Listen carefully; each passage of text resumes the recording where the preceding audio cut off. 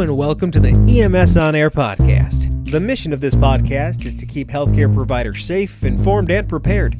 Today is January 18, 2021. I'm Jeff Lasters and I'll be your host. This episode was recorded on January 4, 2021. In this episode, we sit down with Dr. John Whapham, the Medical Director of Neurointerventional Surgery at Ascension Providence Rochester Hospital. We're also joined by Amanda Kalinsky, Nurse Practitioner and the Stroke and Neuroscience Program Manager at Ascension Providence Rochester Hospital. They are here to discuss what it takes for a hospital to advance its stroke center capabilities and designation. Specifically, their hospital is going through the process of advancing from a primary stroke center to a Thrombectomy Capable Stroke Center designation. Over the past decade, numerous advances have been made in the treatment of stroke patients. During that time, stroke center designations have evolved. Designating bodies across the U.S. generally recognize 4 stroke center levels. These 4 levels have been created in collaboration with the American Heart Association and American Stroke Association. Starting with the highest level of care, they include comprehensive stroke centers, thrombectomy capable stroke centers, primary stroke centers, and acute stroke-ready hospitals. Each certification fills a critical role within its specific region, and each is intended to assure that stroke patients throughout the United States receive the time-sensitive care they require. Before we get into our interview with our guests, I thought it would be a good idea to set the stage of how we got here and give you a very brief flyover history of stroke center designations and the treatments they offer. Stroke has been described in medical literature for thousands of years. Literally, thousands of years. From the time of Hippocrates until the mid-1990s, effective stroke treatment options simply did not exist. In fact, stroke was largely considered untreatable until FDA approval of IV alteplase, more commonly referred to as TPA, as a stroke medicine in June of 1996. Following IV alteplase or TPA approval, hospitals began to respond to stroke with greater urgency. Progressive hospitals began to look at how they could eliminate delays in assessment and diagnostic procedures by streamlining their response to stroke patients, thus increasing their ability to identify candidates for IV TPA treatment within its narrow treatment window. Even though many individual hospitals across the U.S. independently worked on improving their internal stroke protocols, there was a clear need for consensus standard best practices in stroke care. 2003 began the first voluntary certification process for hospitals built around acute ischemic stroke treatment with IV TPA. Shortly thereafter, the primary stroke center certification launched in 2004. Stroke systems of care began to develop with the certification of primary stroke centers, which further emphasized the need for field recognition of stroke. Many states and counties throughout the United States began to pass legislation that required EMS to bypass non-primary stroke center certified hospitals to allow for diagnosis and treatment at primary stroke centers. In September of 2012, the Comprehensive Stroke Center certification was launched, which is the most advanced level. It is intended to treat the most complex stroke and cerebrovascular disease cases. This includes the initial and ongoing care of LVO as well as severe hemorrhagic stroke patients. In 2015, a third stroke certification program was launched for acute stroke-ready hospitals. This certification was developed in response to literature that suggested that many patients having an acute stroke do not have ready access to a primary or a comprehensive stroke center. Data indicates that at least 50% of the United States population lives more than 1 hour from a primary stroke center. To increase timely access to IV TPA treatment for acute stroke patients living in these areas, the Acute Stroke Ready Hospital Certification Program was created. This certification program is intended for accredited hospitals that would not be likely candidates for primary stroke center certification. For example, hospitals in rural areas without the resources to achieve a primary stroke center or higher certification. During that same time period, and even a few years earlier, the stroke chain of survival grew even stronger for LVO stroke patients thanks to the advent of interventional devices used to perform mechanical thrombectomy, which is the physical removal of a clot. Several recent studies have shown that mechanical thrombectomy is the standard of care for select large vessel occlusion or LVO stroke patients. The process of mechanical thrombectomy with a stent retriever involves inserting an intravascular catheter into the femoral artery of a patient and extending the catheter up into the vasculature of the patient's brain. The neurointerventionalist, the person that performs the procedure, can observe the location of the catheter relative to the clot with the use of direct fluoroscopy, which is basically an X-ray video. A stent retriever is then deployed into the clot, immediately restoring distal blood flow to the affected region of the brain by first dilating the vessel and then simply pulling the clot out. Up until relatively recently, the reality of stroke treatment offered few proven answers for victims of LVO stroke. If LVO stroke patients survived, they were often condemned to lifelong severe disability. Mechanical thrombectomy's proven effectiveness now offers reliable options to patients who had none just a few short years ago. As a result, early recognition of LVO stroke by EMS has become a priority for EMS and hospital systems around the world. In response, EMS systems have been preparing to adopt the stroke severity scale that best serves their unique set of conditions. Stroke severity scales have been designed to objectively identify the severity of a stroke and recognize reliable indicators of LVO stroke. Essentially, they help EMS identify LVO stroke patients who may be candidates for mechanical thrombectomy. Right now, there are many EMS systems across the nation effectively using stroke severity scales to measure stroke and obtain targeted pieces of information about the patient, all in an effort to get them to the best possible treatment in the quickest and safest manner. And that's the whole point, getting the right patient to the right treatment at the right time. This brings us to the final and most recent Stroke Center certification program that went live on January 1st, 2018. The Thrombectomy Capable Stroke Center certification began in response to the need to identify primary stroke centers that meet rigorous standards for performing mechanical thrombectomy and caring for patients after the procedure. This certification program is intended to support timely access to this procedure for qualifying LVO stroke patients. Fun fact, the very first certified thrombectomy capable stroke center in the entire United States is located right here in Oakland County, Michigan. Shout out to all my ED and neuro friends at St. Joseph Mercy Oakland Hospital in Pontiac, Michigan. To summarize, the advent of mechanical thrombectomy for LVO stroke patients, as well as the ongoing use of advanced imaging at stroke centers, continues to evolve and make a huge impact on stroke patient outcomes. As a result, many hospitals are working very hard and making huge investments to increase the capabilities and certification of their hospital so that they provide the highest level of care for their surrounding communities. Both of today's guests have experience with advancing a hospital stroke center designation. Dr. John Whapham is the medical director of neurointerventional surgery at Ascension Providence Rochester Hospital, and Amanda Kalinsky is a nurse practitioner and the stroke and neurology program manager at Ascension Providence Rochester Hospital. They are currently going through the process of advancing from a primary designation to a thrombectomy capable stroke center designation. They'll help us appreciate what it takes for a hospital to advance their stroke center certification. In addition, they'll give us their opinion on the use of stroke severity scales by EMS to identify and measure potential strokes. Finally, we list and describe key things that every EMS crew should consider each time they encounter a potential stroke patient. Please keep emailing your questions, comments, feedback, and episode ideas to the EMS On Air podcast team by email at qi@ocmca.org. Also, check out our website, emsonair.com, for the latest information, podcast episodes, and other details. Follow us on Instagram at EMS On Air. And please, whatever podcast platform you use, subscribe to our podcast and leave us a rating and a review. It really helps us to grow this project. I really can't express this enough or ask you enough times. Please leave us a rating and a review. It really helps us to get noticed on a much larger scale. Remember, the mission of the EMS On Air podcast is to keep healthcare providers safe, informed, and prepared.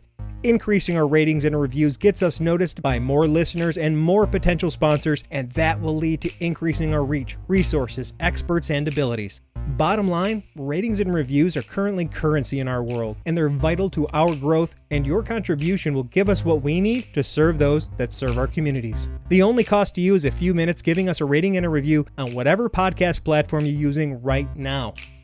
Thank you, and enjoy the podcast.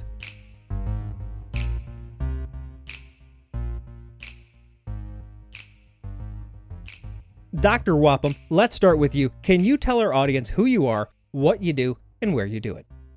Dr. John Whapham, by original training, a stroke neurologist, neurointensivist, and neurointerventional surgeon. I grew up in the Rochester area here. I've spent the last 2 decades doing predominantly neurocritical care and stroke and neurointerventional surgery. I'm currently the medical director of the endovascular section here at Ascension Hospital, Rochester, helping Amanda with the outlay of primary to Thrombectomy Capable Stroke Center here in the Rochester branch of Ascension. I made some decisions about largely why to get into medicine a very long time ago, and particularly neuroscience driven by some family experience and personal experience with tragedy and neurocritical care and subarachnoid hemorrhage and AVMs. And it's been challenging. It's been interesting to watch the field of stroke kind of evolve from not being able to do much and more of an academic field to really now come full spectrum into a procedural field as well. And the discipline of stroke and neurocritical care as medical entities kind of evolve as well, along with the surgical discipline.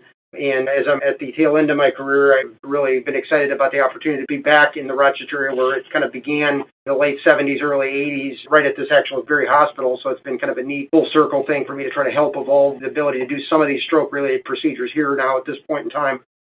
That's really cool. That's really cool. My first job in the fire service was actually with the Rochester Hills Fire Department. So the first hospital I was transporting to was Crittenden too. So we have a little bit of a bond there, sir. And I think that's really special that you've come full circle all the way back home. That's totally, totally cool. Amanda Kalinsky, who are you? What do you do? Where do you do it? So I'm Amanda Kalinsky. I'm a nurse practitioner. I am the stroke and neuroscience program manager here at Ascension, Providence, Rochester. I am a critical care nurse practitioner and critical care nurse by background. I also have experience with a comprehensive stroke center within our Ascension system, experience taking a primary stroke center to a comprehensive level of designation. And I also have a similar background of tragedy within my family. In the last few years, I recently lost my mother-in-law to a stroke and the sequela of after effects. And so I have lived this first line from a provider and basically the nightmare of seeing this happen to your loved one in the ICU. And unfortunately, she did not have a positive outcome. So this is very near and dear to my heart. Yeah, unfortunately, stroke is still the 5th leading cause of death in the United States. It takes away too many people, and that is the bad news. But the good news is, in the last 5 to 10 years, there's been a massive amount of science and techniques that have been produced to help give those people a better chance for survival. And a lot of these things come from thrombectomy capable and comprehensive stroke centers and even some primary centers that offer comprehensive services.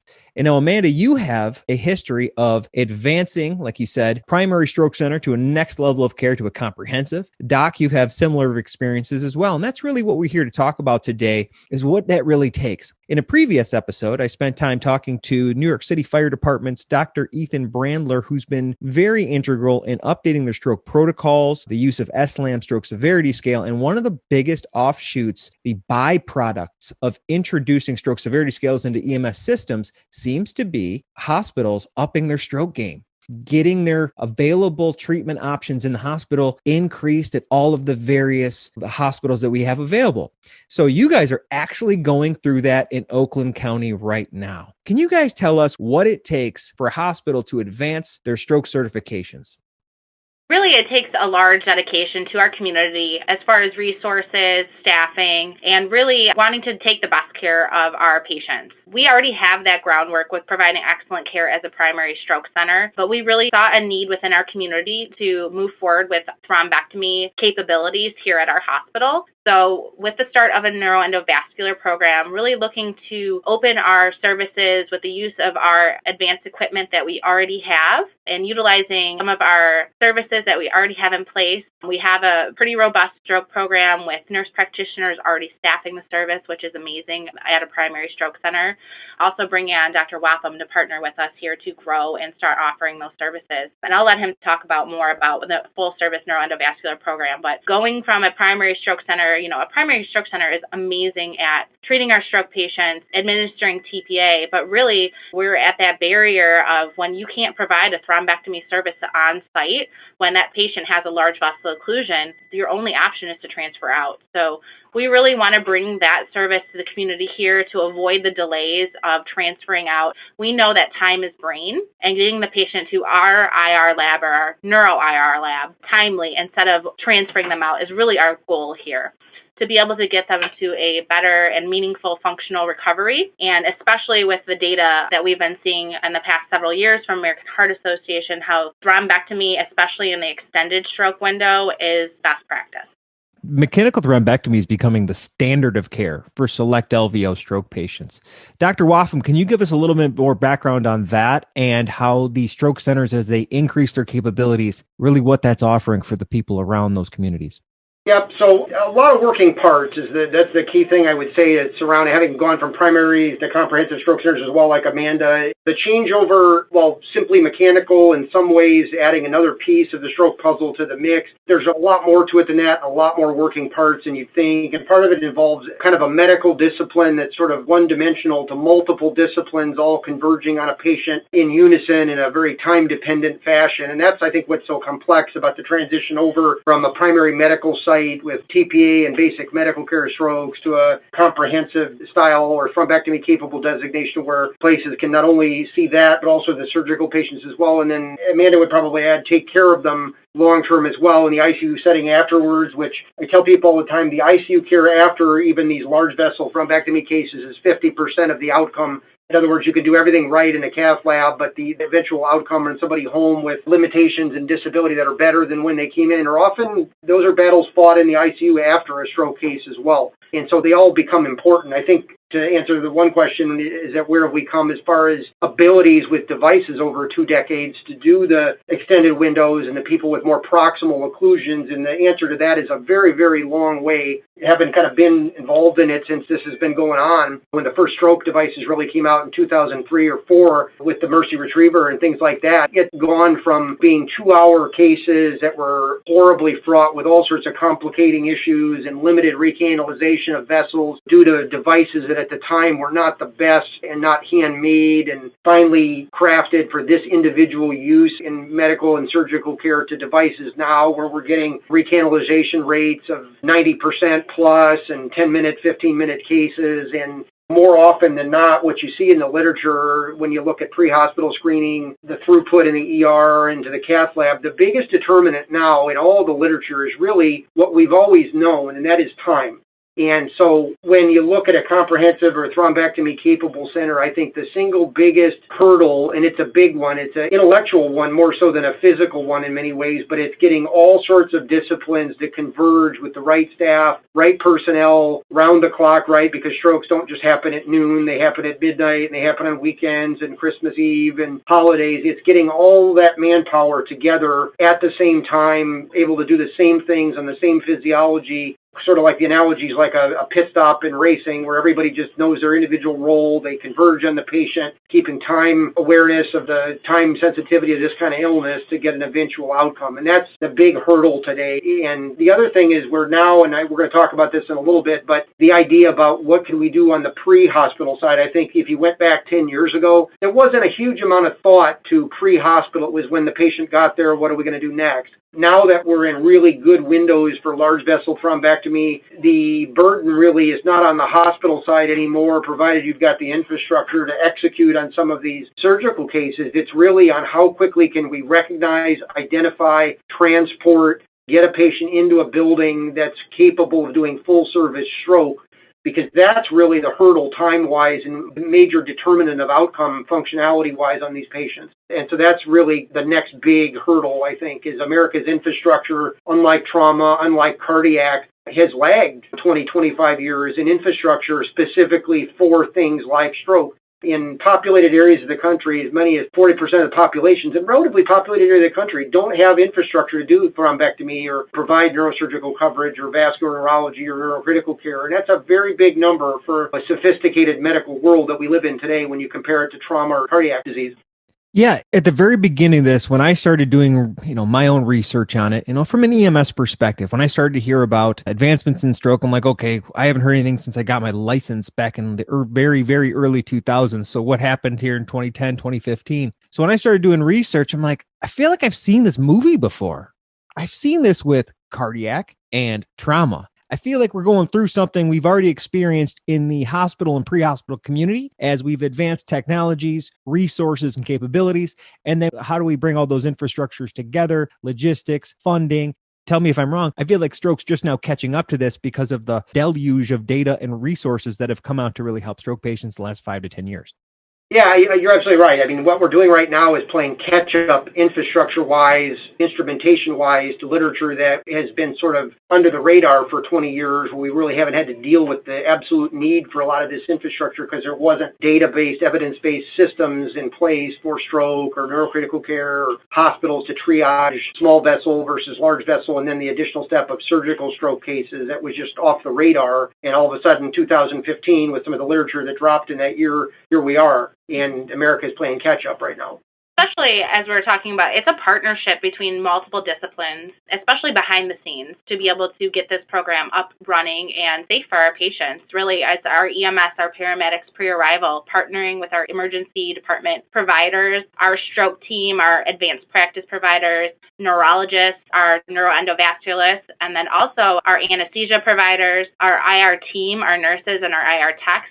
They're critical to this, to have them available for our patients. And then providing that after level with our intensivists in the ICU and ensuring that our residents and our ICU nurses, they're already caring for these patients, but being able to continue advancing our game to continue to care for these advanced and complex stroke patients here on site. And there's also a level of partnership with neurosurgery as well. So this is a lot of things that are happening infrastructurally behind the scenes. There's a lot more to it, like Dr. Whapham was saying. Yes, there's massive amounts that happens there, right? There's this huge amount of things where people just assume like, oh, the hospital bought this new tool and they got a person that knows how to use it, and now you can go there. It's not quite that easy, because just like Dr. Whapham said, you can quote unquote save a life with mechanical thrombectomy, but the next 50% of their outcome is going to be based on the ICU care. So you might have unclogged it, but you still have to deal with the damage that was incurred and then try to get them to the highest degree of health possible, which takes neuro teams, ICUs, everything, including EMS to some degree, right? Because what we're seeing is not only catch up in the logistical aspects of all the hospitals and the infrastructure, we got to get EMS to catch up. The last time EMS had an update in stroke education was 1996-97 with the introduction of the Cincinnati Pre-Hospital Stroke Screen. Because TPA was available, since then, it wasn't until like 2010, 13, somewhere in there, education really started to change because the data was trickling out about mechanical thrombectomy for large vessel occlusion stroke patients. So logistically for EMS, we're catching up in the majority of cases on the use of stroke severity scales.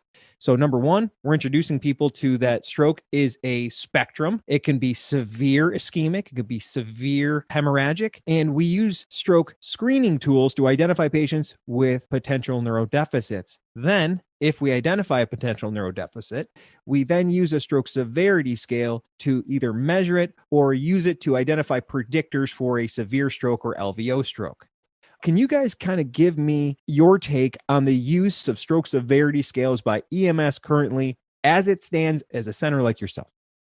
I think that stepping up your game to use a stroke severity scale in the field is crucial, like you were saying. Right now, I know that agencies in our area, we're using the Cincinnati, and while that does provide some level of information, I think that the most important thing is to use the stroke severity scale, get that stroke education, and then also do a really good job of communicating the patient's symptoms. So if it's not measurable on that scale, we need to know about those symptoms, but also the LVO scales that are being tested in the field, those are crucial for our departments to know what we need to activate pre-arrival and kind of have us on standby. Your communication of the stroke severity scale from the field to us in the emergency department is how we get our teams on standby, ready and waiting for the patient. This is incredibly crucial to get that care started and activated. So utilizing the scales, becoming familiar, and getting that additional education, and I think partnering to be able to start utilizing, I know that the FAST ED scale was being tested, and I think that's a great scale to use. I was going to add, I'll give you a clinical example. So I've worked with EMS for 10 or 15 years or more around the country, all over the place, in the deep south, to Michigan on a huge scale. And I'll give you an example of what's helpful to us and what helps us be aware. So EMS in the field and medics and firemen and police and first responders, those are our eyes and ears to be able to react to clinically and set up for, as Amanda indicated. That's our early warning system. That's our best weapon, being situationally aware and knowing what to expect and shaving time off on the hospital end, whilst all of you on that end shave off time on the pre-hospital side. So while there are varying amounts and numbers and types of scales, including the Cincinnati and NIH and 1,000 other ways to try to numerically categorize patients in the field, all of which are helpful, don't get me wrong. They all provide a level of data and a number in some cases that comes with it, a high predictability of things like large vessel cases based on how high the number is or how severe the disability is. But what's often clinically more helpful to us to try to differentiate between people that are metabolically disturbed or have encephalopathies or have non-focal, non-lateralizing neurologic deficits from those that have lateralizing or specific deficits that involve speech, that involve one arm, one leg, sensory, lack of sensation of one arm, one leg, one side of the face, things in the brain that are lateralizing and that are in vascular distributions. There is a footprint, if you will, to people that are having vascular problems in a distribution. It has a very characteristic footprint that is often foretold by their exam. So I'll give you an example. So about 10 minutes ago, Amanda and I got a stroke code marked from the field. It came across as weakness, time unknown. So to us, that says there's somebody 80 years old in the field that's kind of weak. We don't know if they woke up that way. We don't know if they're just a little weaker and tireder than normal. We don't know if that's lateralizing. We don't know if they had speech trouble. We don't know if it was both arms, both legs, one arm, one leg, whether they were the same side, whether the person has pain, whether it's pain related. It's very little information other than somebody's weak out there. As you can imagine, that can be 1,000 things, from a urinary tract infection to back problems to elevated glucose to 100 other metabolic things that are unrelated to a vascular distribution or stroke. But I could turn that around, and if I had somebody in the field that told us, hey, we've got a lady we just picked up, she's 80 years old, her daughter came over to see her at exactly 8 a.m. because they have coffee together and found her to be unable to walk. In addition, she couldn't speak or understand her daughter. Even if somebody didn't give me the scale and said her NIH was blank or her Cincinnati stroke scale was blank, that is enough for Amanda and I in the field to know we're going to receive somebody who is aphasic, somebody that's got probably left hemispheric frontal or temporal lobe issues, who's also got a large enough proximal vessel problem to be unable to use their right leg or arm at all. And we know they're probably not going to be a medical TPA candidate just from that little vignette because they were found and woke up that way. So there wasn't a clear time of onset. So a little vignette, one sentence, say 80-year-old lady found by her daughter this morning, unknown time of onset, weak, unable to talk, weak in the right leg and arm. That tells us there's already high probability of a large vessel occlusion without even a number attached to it, that this is somebody who's going to be screened for viable tissue for large vessel, get things like CTA and CT perfusion that we'll talk about in a minute, but also be on the radar for a potential left hemispheric thrombectomy just from a firefighter or a medic saying they're aphasic and they can't move their right arm or right leg, or even telling us they can't talk and that they were found that way. That's a good example of some of the clinical stuff that's super helpful to us, that gives us a ton of download information and actionable things to do just from a little fine-tuning of what you physically see. We're not asking folks to be stroke specialists in the field. We're asking you to describe what you see. And that helps us differentiate a ton from a confused person, somebody that's got non-lateralizing symptoms, somebody that can converse and follow commands, somebody that can ambulate. Big deal, big difference. And I think especially as I'm a response member on the Code Stroke team, when I'm there and getting handoff from our paramedics, it's incredibly important for me to get those symptoms and also describe how you found that patient on the scene. You know, was this a patient that you found down, or was this a patient they were arousable, alert, talking, had some stroke symptoms, and went completely obtunded and comatose? Those are all pieces of the story that help us figure out what was going on, especially for those patients who were possibly a fall and stroke. You know, what came first? What are we having deficits and neuro symptoms because of that fall, or was it because of the stroke? And then they had the stroke, then they fell. You know, kind of that age-old story of what came first. So really of what you're seeing on the scene and providing that. And in addition, call in to the hospital pre-arrival, but during the handoff to your team at the bedside, that's crucial, what you're seeing. I think we'll talk a little bit more about that later, about how we're really partnering to do hand off and take this patient directly to the CAT scan if they're stable.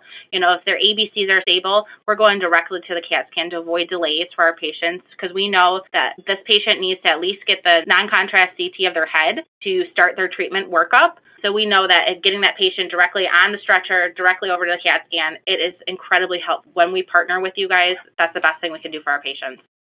I think those are both great examples what we need to do at every level. EMS needs to identify what happened, when it happened, and what it looks like. I mean, if you just do those things, and Dr. Whapham, you so elegantly put together one sentence that conveyed a list of neurodeficits, a last known well, and a time of symptom discovery. That's literally, if we could get every EMS provider in the nation to do that, our acuity of care would increase so much. So, a volume of information from a descriptive assessment that anyone can do, even lay people, as to what you see when you look at or interact with that patient. And it doesn't have to be super sophisticated or very clinical. Agreed. And that's exactly what I try to get across, but it takes so much effort and articulation to get people to understand how simple it really is. And that's really a big hurdle for us. And if I may just kind of interject a few things, our checklist that we include in our stroke protocol, in our stroke education, and that we try to share with as many people. But the first thing we try to get EMS to do is to convey the stroke screening and or stroke severity findings to the hospital during their communication with a list or description of their neurodeficits. And all of that is a fancy way of saying, what did you find and what does it look like? Is it left-sided weakness? Can they talk? Can they understand speech?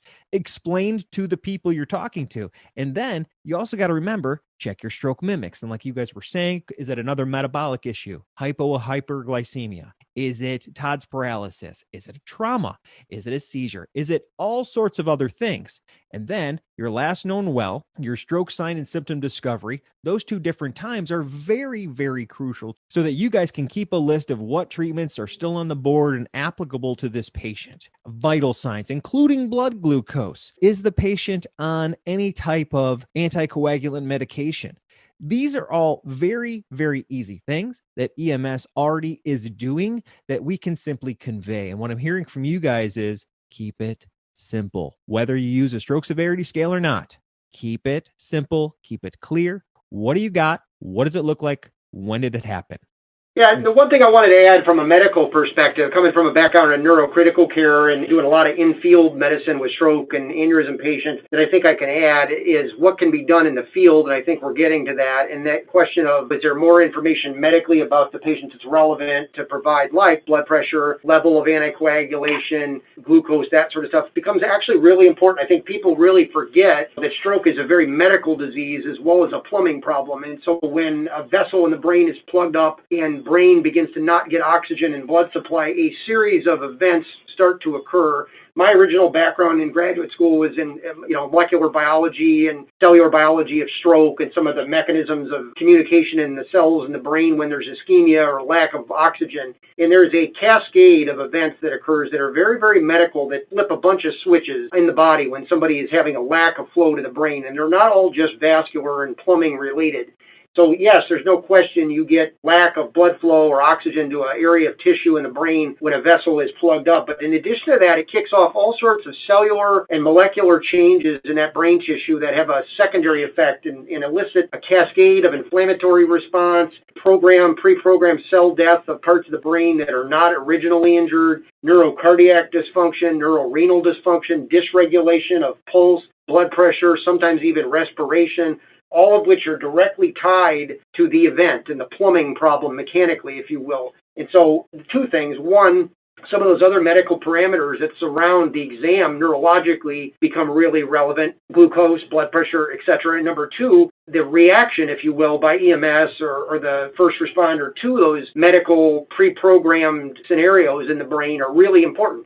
Taking advantage of correcting glucose, we know from the literature, can extend the life of neurons in the brain. Taking advanced control of reversal of anticoagulation, sometimes even with direction in the field or immediately at the hospital, can reverse and extend some of the window in stroke. And we also know that taking advantage of collateral circulation, the way the plumbing of the brain works with volume loading and pre-hospital hydration, can play with some of that physiology and extend time for viable tissue. So all those things become really, really important in the field. They're not little things. They sound simple, like glucose management or hydration or volume expansion or blood pressure control if people have unmitigated hypertension, but they're the 50% of the case that doesn't involve getting TPA or work we do in the head in the lab. Yeah, that's so important. Just because getting a blood glucose is easy, you can't minimize its importance. I mean, I use the example all the time of if you're a firefighter and you go to the extraction scene at a roadside bad car accident, and somebody's got a half-severed limb, you wouldn't simply just transport the patient to the nearest hospital. You would look at blood pressure, make sure they weren't in shock. You would hydrate them, put a tourniquet on, stop bleeding that you could add a compressible site. Those things would be lockstep and pre-programmed and automatic for a trained responder in that medical scenario. What we lack right now is the same for stroke in the field.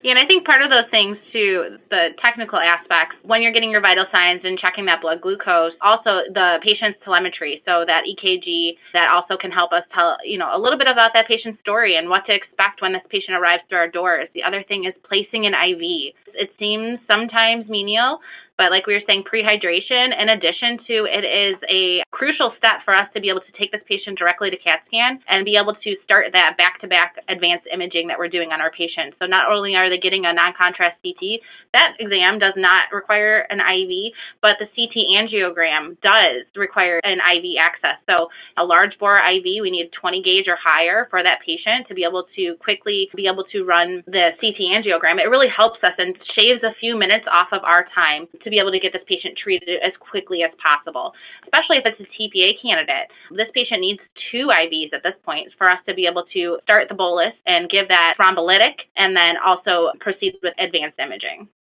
Yeah, a lot of protocols in EMS nationally, and we redid our protocol here in Oakland County in the last few years, and we made certain that EMS providers, specifically paramedics, understood that getting a 3-lead is part of your initial vital signs with a stroke. And a lot of times they're like, hey, don't waste time on a EKG when you have a stroke patient. And specifically what that means is get the 4-lead or 3-lead to identify what the patient's initial rhythm is. Because what if they're in AFib and they don't have a history of AFib? That is huge pieces of information. However, we do not recommend to our providers doing a 12-lead on scene. You can do that en route to the hospital. We just don't want to delay transport for that 12-lead, but if you got time, get her done. Also, with the IV, we've been recommending in our protocol in 18 in either or both antecubital veins because of the exact reason.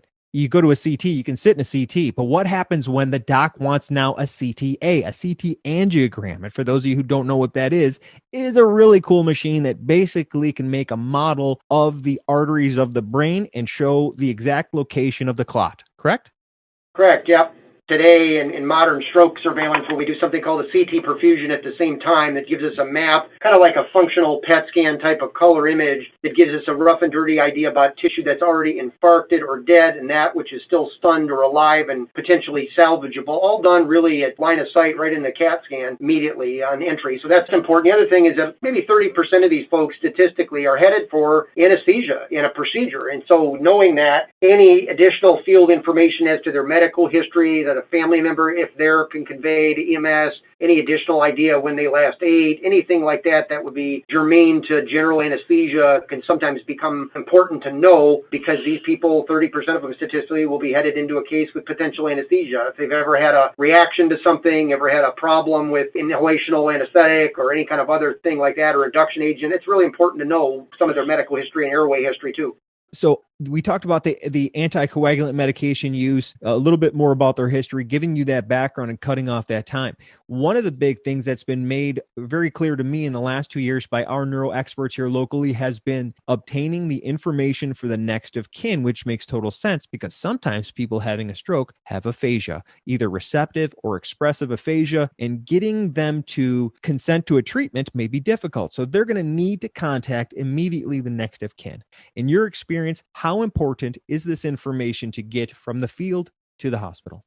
Yeah, it's absolutely critical if available, and we work under the premise that people with a lethal occlusion under best practice and with the intent to try to salvage anybody in the assumption that they'd want life-saving measures, we usually proceed if there's a lack of any documentation or contact whatsoever, but it's always a major benefit to have some identified decision maker in the family for those that you described who are confused, obtunded, aphasic, that cannot verbally or in written form consent to a procedure. We have to make some very quick decisions on folks based on the imaging in a matter of 30 seconds and CAT scan to then pull them to a procedure to save time. And so if we don't have a family member readily at the bedside or in the emergency room, that can be complex to document in the best interest of the patient. It's always great to know their wishes. We can run into scenarios where we have somebody that may have other existing medical problems that we don't know about, like a stage 4 cancer diagnosis where they would not want heroic things done, or we occasionally run into somebody with a documented DNR status that would never want an airway or would never want life-prolonging measures, and all that's really critical so that we don't end up working on folks that have deliberate wishes already made clear in an advance directive or with family.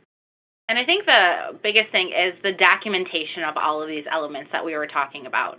We know that you might be giving this to us in verbal handout, but to have it documented and available on your run sheet and having it immediately available for us to use and hand off while we're in the hospital as we're transitioning from point of care, it's often telephone game, right? Things get lost in translation. So having that documented written piece of information to go with the patient, it's crucial. We use this run sheet to reference back to and look at the story of the patient pre-arrival and to know exactly what was happening. And like you were saying, that next of kin info, that might be the only place documented where we have this info as this patient is transitioning to so many locations so quickly and so rapidly that this is crucial for us.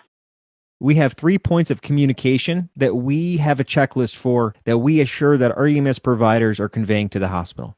Number 1 is in the stroke alert notification to the hospital, whether it's by radio, cell phone. Either way, they should have a checklist that gives that information. That same information should be delivered at the face-to-face patient handoff right there at the hospital. But there's a lot of things that happen. What if I give the face-to-face to one doctor or nurse or other stroke team member, and then they have to go to another case, and then somebody else steps in? They might not have heard the last known well by the second or third set of hands that touch them, right? So it's important that in the third checkpoint, my patient care report, the conglomeration of all that information about that patient is right there so it can be referenced immediately. And it's kind of expressing the really, really big part of this is that no matter what we do, we have to collect very simple, very basic information, and that it assure that it gets to the hospital with the patient or ahead of time of the patient so you guys can get prepared. Is that a good summary of that? Yeah, I exactly think that's the correct summary. Having that immediately available within our hands, it's crucial. That's awesome. So one of my big goals for your hospital, because you are in the county of which I serve, is to try to get as many life support agencies around you using stroke severity scales, or at a minimum, increasing acuity of identifying stroke patients, bringing them close together with your stroke program at your hospital. So Rochester Hills, Rochester, who else is around you? All those agencies around that area, look out. You're going to get a phone call from me and Amanda and Dr. Whapham, probably Glenn Garwood. And we're going to try to get you guys involved, or at least get you increased education over there. And if any agency listening to this wants into our study or any of our education, just get a hold of us. One more question for you guys. What are your thoughts on what EMS and stroke care look like in the next 5 to 10 years? Based on what you currently know, you guys both have a background in bringing it up, leveling up the game of a stroke center. You're watching what's happening from a 30,000-foot view. What's your take on the next 5 to 10 years of what stroke care looks like by EMS? I think tapping into virtual platforms is going to be where it's going to be going in the next 5 to 10 years. I think we're lagging behind right now and playing catch up on that infrastructure. And I really think utilizing our virtual platforms and being able to connect. There should never be a barrier. If I'm taking my patient to this hospital or a neighboring hospital, we should be able to connect on a similar platform so we don't have that disconnect. I really think that's not only for stroke, I think that's for all care of where it needs to go in the next 5 to 10 years. And I think that the research and the outcomes of our patients are only going to show us that being able to quickly treat our patients with thrombectomy level care and taking that patient to that designated facility is likely what's going to be best practice. Dr. Whapham, what do you think? Yeah, I agree. I think one of the things I hope to see that I'm seeing maybe the kindling or start of is the extrapolation of modern electronics and social media for connectivity that we use in our private lives all day long. You can talk to your family member on the other side of the earth like we're doing now in live real time, share data, information, anything you want, documents, written things, consent. You can do all that remotely. So I think getting over I like to call it with folks that know me, the Hipaa Barrier, where the common sense treatment of the patient trumps some of the medical legal concerns at some point, where we use or extrapolate some of the HIPAA compliant forms of social media and electronics to be able to be in the rigs with EMS. There are places already doing that. I've done some of that in my career, looking at the pre-hospital exams, looking at exams of patient in the aircraft flying to you. I've done that. Having the data to make good decisions as to who's going to get intubated the minute they hit the ground after imaging or pre-imaging, and who's a likelihood of a procedure. I think we're going to see extension of the imaging into the pre-hospital field. That's already happening as well in some techniques using remote ambulance CT and remote ultrasound and everything, including, heat metabolic sensing helmets and things that go on patients in the field to try to help pinpoint occlusions or large vessel scenarios that will take the selection process out of the ER into the pre-hospital field arena. I think you're going to see that with stroke just because of the nature of the kind of illness it is. And I think you're going to see the continued evolution of a lot of the awareness that mimics today what you see in, trauma or cardiac. I'm waiting for Elon Musk to make a CT helmet. Don't laugh. I've actually been approached by folks looking at, I can't get into too much specifics, but to be able to sense occlusions based on flow and physics of blood flow in vessels with a device that anybody could place on a patient like you do a defibrillator in a mall. So that world is opening up right now as far as some of the capabilities where a responder could pull out a device that goes on a patient's head that will give you a best estimate as to likelihood of large vessel occlusion based on certain metabolic factors or imaging or ultrasound or heat, that sort of thing. We're at that point, believe it or not. The infrastructure is really the hurdle right now. It's not our awareness or ability to do something about the physiology. We're over that hump literature-wise. We're over that hump mechanical thrombectomy-wise with specifically designed devices. I guess the best way to sum it up would be that we've met the enemy and it's us. To quote Walt Kelly, it's us. It's not the physiology or hurdles to the doing something about it. It's us. It's our awareness and infrastructure. Our grasp is beyond our reach. Amanda? Right. I'm excited to see in the next 5 to 10 years what research will show us about thrombolytic treatment for our patients who don't have large vessel occlusions outside of our traditional thrombolytic window currently. So I'm really excited to see what literature will come forward with that. Yeah, because we can treat an LVO. It's like, oh, we have mechanical thrombectomy. I'm like, hey, guys, we still have most of them aren't. So what are we doing about them? Are we improving that? So that is cool too. Yeah, like new drugs, new techniques, maybe targeted TPA, stuff like that. There's some really cool stuff. And like you guys are pointing out that the infrastructure is catching up. I hope we use that as an opportunity to learn our lesson from that and really, really enhance way past. Don't just build the infrastructure what we need today. Let's build it for 50 to 100 years from now.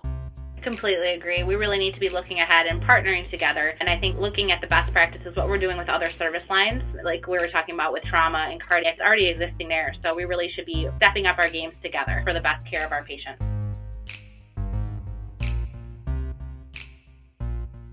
This is usually where the show ends, but we've added a bit of content that applies to this module from another leading expert on the subject. A few months after this episode was produced, Dr. McGraw and I had the chance to interview Dr. Edward Yauk. Dr. Yauk is the Chief of System Research at the Mission Research Institute Mission Health System. He is also an adjunct professor in the Department of Emergency Medicine at the Medical University of South Carolina, as well as an adjunct professor at the Departments of Emergency Medicine and Neurology at the University of North Carolina, Chapel Hill. Dr. Yauk's experience with both neurologic emergencies and emergency medicine, along with his interest in and appreciation for EMS, has made him a bit of an expert in the development of stroke systems of care from the ground up. Most recently, Ed was the primary author of the 2021 Recommendations for Regional Stroke Destination Plans in Rural, Suburban, and Urban Communities from the Pre-Hospital Stroke Systems of Care Consensus Conference. In a moment, you get to hear a few segments from the EMS On Air podcast, Season 2, Episode 33, which is also available for EMS credits. I think you'll find what he has to say adds value and nuance to what Dr. Brandler discussed in today's episode. Enjoy this additional segment. Dr. Yauk, Ed, can you let everybody know who you are, what you do, and where you do it? Sure. I am an emergency medicine physician by training. I started practicing back when I finished medical school in my residency at the University of Cincinnati in 1993 and was very fortunate to get exposed to stroke at a very young age. Although I wasn't young, as part of my second career, I was still formative. And I met some great people in emergency medicine and neurology who convinced me that stroke was cool and this was a great place to spend my future. So I was at the University of Cincinnati on faculty for 10 years and then went to the Medical University of South Carolina for 10 years and was the division chief and interim chair there and helped start a statewide stroke program. And 3 years ago, I moved to the mountains of Western North Carolina to become the chief of system research for the Mission Health System. And I've been here for these past 3 years. Well, it sounds like you got some expertise there, sir. Well, I am a one-trick pony, and so this is all I do, so I better be good at it. I spend a lot of time with the American Heart Association on various projects involving stroke and also education, and then I work at the various state levels, directing either stroke oversight committees for like South Carolina, or I currently chair the EMS subcommittee on stroke here in the state of North Carolina. So this is, again, my passion and my gig. I got you there. And you also have some direct contact with EMS out there. You're pretty active in the teaching world too, before pre-pandemic. You're not exactly just sitting there writing papers. You're also a hands-on kind of guy, right? I try to Boston's EMS training program and work with them and did a lot of training in the pre-hospital settings for really at both at the state level, trying to create integrated training modules for them and also working with my more regional ones in stroke and also doing research in the pre-hospital setting as it relates to stroke. I wanted to get your opinion on something and help us appreciate what is at stake for stroke patients. Yeah, I think it can be boiled down to quality of life. We as emergency physicians, our goal is to have everybody survive to admission, and we rarely see what happens to these patients after they leave. And we've seen trauma patients die on our watch. We see STEMIs die on our watch. We really never see what happens to stroke patients, and they don't come in all bloody. They don't come in all screaming. They're very quiet. They sit there and they kind of get admitted in that same state. But once you start experiencing what happens to them, especially if they aren't reperfused, and the outcomes that they have and the quality of life that they no longer have, and not only the impact on that patient, but also their families and their communities, it really is devastating. And that's not something as an emergency physician I was aware of until I started getting deeper into the field. And so for me, what's at stake is being able to return a person to a good quality of life versus being dependent. And you've probably seen this. I know Steve has probably seen this. When I have gone to a patient's bedside when I'm on call for stroke, and I give them the options of what we might do for them, including TPA, and even after I tell them based on the original NIN study that there was a 6.4% hemorrhage rate, almost universally the patient or their family members, when it's a large stroke, will say, I know my fill in the blank would never want to live this way. So it's not the fear of death that really is terrifying to them. And there was actually a really cool study looking at, your aversion to an outcome. Death was an 8. And a severe cognitive, language, or even motor deficit, people don't want to live in that, quote, vegetative state. It's not a term I like to use, but this is what our people think of. And so they will take opportunities for an improvement in their current state, even if it comes with a risk of a worse state, because what they're currently in is really bad and it's not a tenable existence that they would want for their loved ones based on what they already know about their loved ones. So for me, what's at risk for not doing this right is leaving people in a quality of life state that was potentially preventable. Help us really define, in your words, what a stroke systems of care is and how it relates to our stroke chain of survival. So I'll start a little bit more broadly, and I'll just go with what is a system of care, because we didn't invent it for stroke. We've had it for trauma, and we've certainly had it for STEMI care. So a system of care is an organized, coordinated effort in a defined geographic area that delivers the full range of care to all patients. And it's integrated with the local public health system. And so when I say local public health, that can be at the state level, that can be at the county level, that can be within your regional group. It has to engage all the various stakeholders. And what we really want to ensure is just like what we want to do in the hospital, that this system operates cohesively, that there's a seamless transition from each phase of care. So from the 911 experience to EMS to the hospital transition where they get brought to the emergency department to the unit, the floor, the next place they go, or they go to another hospital. We want those transitions to occur as seamlessly as possible, as quickly as possible, and we want that team, that system of care that provided that smooth transition to have a process improvement element to this. And so we can go back and continuously improve and identify weaknesses in that system. Sometimes we can't fix it ourselves. Sometimes we have to go out and advocate for more resources. We have to advocate for money for our critical access hospitals. We have to advocate for more EMS. So a system of care, regardless of your disease state, an organized, coordinated effort around a time-dependent emergency that originates in the pre-hospital community, comes to the hospital, and then requires some form of definitive intervention to prevent the long-term morbidity and mortality associated with that disease. The other thing that I tell people, and when I made the decision to pursue medicine, an old physician once told me, son, there's 3 things you need to know about being a doctor. You need to be available, you need to be affable, and you need to be able.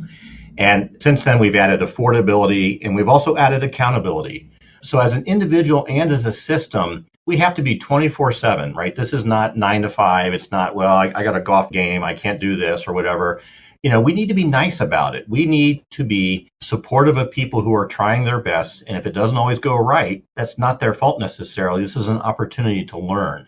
And hopefully we're going to be able. We all got to this point by having a certain degree of ability. And then when I say accountability, this gets back to the importance of feedback, typically positive and in a constructive way. Even if something didn't go right, there's still an opportunity to improve the system without alienating people and without causing the system to suffer from disengagement because we're saying you did something wrong. So I think when you look at an individual as part of the team and when you look at the team and system in its toto, availability, affability, ability, affordability, yes, that would be nice. And again, accountability.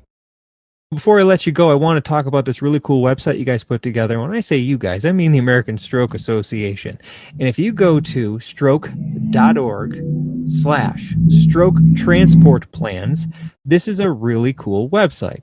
So, Dr. Yauch, walk us through why it exists and what's there for our EMS systems looking for guidance on this topic. I think, despite the white paper being, I think, a really nice document, no one's going to spend the time to read it. And again, you want to make it practical. You want the contents to be practical for people. And so, like a lot of things that are developed either from guidelines or from ACLS, we often translate it into something that is more visually appealing, and also we remember things when put into these structures. So this consensus paper and others that have come out recently were kind of distilled down into this website that provides a distilled version of some of the recommendations, some of the considerations, and shows how they can be put into a system of care, starting with 911 to where they need to finally go. That was the point of having these kind of infographics like so many people now use to convey important messages. Well, thank you. We're going to put the link in the episode description. I really recommend that you look at this website. It's really cool. It's got some fantastic resources on it, especially if your agency or system is doing any stroke education or consideration of structuring its stroke systems of care. No matter what level, if you've been doing this for 5 years, 10 years, or you're just getting geared up for stroke in your system, this is a really cool website to kind of check out and understand where you're at with your conditions. And Jeff, I'll add, when you see the infographics and you see the various recommendations for the geographic regions of rural, suburban, and urban, you'll see specific time measures in there, time metrics of bypass or triage or whatever. And again, getting to our previous point, these are not meant to be absolute etched in stone prescriptive numbers. These are meant to be starting points and references for the discussion, considering the unique resources that your particular stroke system of care and your particular region happen to have. So if your number doesn't look exactly like what the infographic looks like, it's probably because you fine-tuned it and you refined it to be more applicable to your particular region. That's all for the show today, everyone. Thank you for listening. Thank you to Dr. Whapham and Amanda Kalinsky for coming on the show and spreading your knowledge. Please keep emailing your questions, comments, feedback, and episode ideas to the EMS On Air podcast team by email at qi@ocmca.org. Also, check out our updated website, emsonair.com, for the latest information, podcast episodes, and other details. Follow us on Instagram at EMSOnAir. And please, whatever podcast platform you use, subscribe to the podcast and leave us a rating and a review. It really helps us to grow this thing. Thank you for listening to the EMS On Air podcast. Stay safe and have a great day.